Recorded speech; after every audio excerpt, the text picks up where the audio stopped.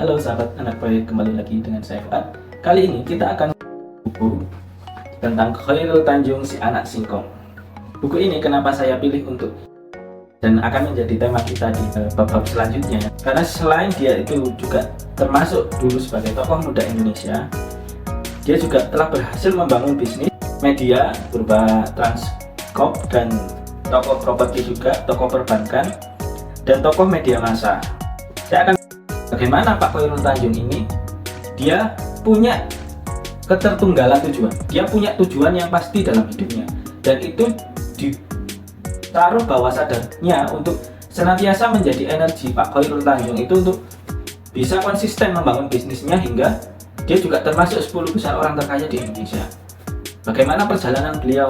Nah, kita mulai dari ketertunggalan tujuannya. Yang pertama, saya akan bahas dulu nilai penting sebuah tujuan yang pasti yang itu dimiliki oleh hampir semua orang-orang sukses. Karena sebuah tujuan yang pasti saat dicampur dengan keyakinan terhadap kemampuan seseorang untuk meraih objek yang diinginkannya, dan itu senantiasa dipertahankan sebagai hasrat yang mendominasi di dalam pikiran bawah sadar Pak Chairul Tanjung, dan itu diterima oleh pikiran bawah sadar sehingga menjadi blueprint di dalam pikirannya, dan itu secara terus-menerus menjadi sebuah sugesti.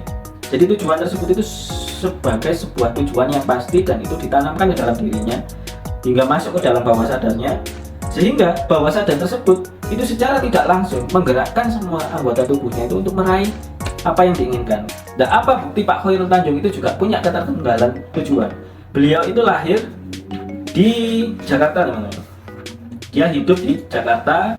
Dia masa kecil waktunya dihabiskan di Gang Abu, Batu Tulis, Kelurahan Kebon Kelapa, Kecamatan Gambir, Jakarta Pusat. Di mana lingkungan di sana itu biasa orang-orang itu tahun 70-an ketika beliau masih kecil itu. Dan di pojok kampung, dan itu tertutup seng, terpal, dan triplex. Dan di bawahnya itu langsung sungai. Dan beliau itu tinggal di rumah petak yang kecil beratap pendek, dindingnya tambal sulam menggunakan beragam bahan seadanya. Sehingga wajar jika beliau itu mungkin punya tujuan yang itu sangat menggebu-gebu bahwa dia ingin lepas dari kemiskinan. Ditambah lagi dengan ketika dia masuk di kampus UI di Fakultas Kedokteran Gigi, Pak Chairul Tanjung itu ketika awal kali diterima, dia senang sekali, bergembira sekali. Dia melihat pengumuman itu dengan riang gembira. Tapi dia tidak lama kemudian dia membicarakan tentang biaya masuk awal kali kuliah. Dan saat itu di kampus UI untuk uang masuknya itu sebesar 75.000. Dan ketika dia bilang ke ibunya, namanya Ibu Halimah, beliau hanya mengatakan, ibu hanya tersenyum dan tunggu saja, nanti saya carikan uangnya, tenang saja nak. Dan beberapa hari kemudian ternyata betul uangnya itu ada. Dan setelah dibayarkan, beberapa bulan setelah beliau sudah kuliah, si ibu ini jujur kepada Pak Chairul Tanjung bahwasanya setiap hari untuk ongkos kuliahnya saja ibu itu harus pontang-panting untuk mendapatkan uang.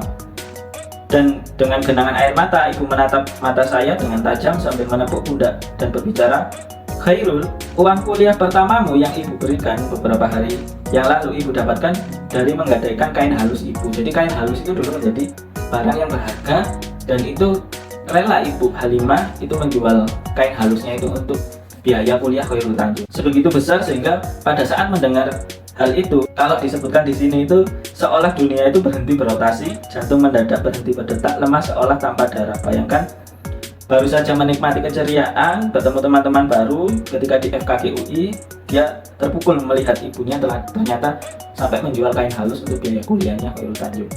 Dan sejak saat itu dia bertekad untuk tidak meminta uang lagi kepada orang tua. Saya harus bisa membiayai semua keperluan kuliah di UI. Jadi itu menjadi sebuah tujuan yang tunggal yang pasti bahwasanya dia ingin lepas dari keadaan. Sebutlah ini semacam dendam terhadap keadaan. Dari yang semula mungkin di sini disebutkan si anak singkong ya, anak desa. Dia ingin menjadi seseorang yang dipandang. Maka dari itu penting bagi kita, kalau kita punya usaha, kita harus punya sebuah alasan yang sangat kuat. Kenapa kita ingin memulai berusaha? Kenapa kita ingin mendapat pekerjaan yang layak dan lain sebagainya? Apa tujuan kamu?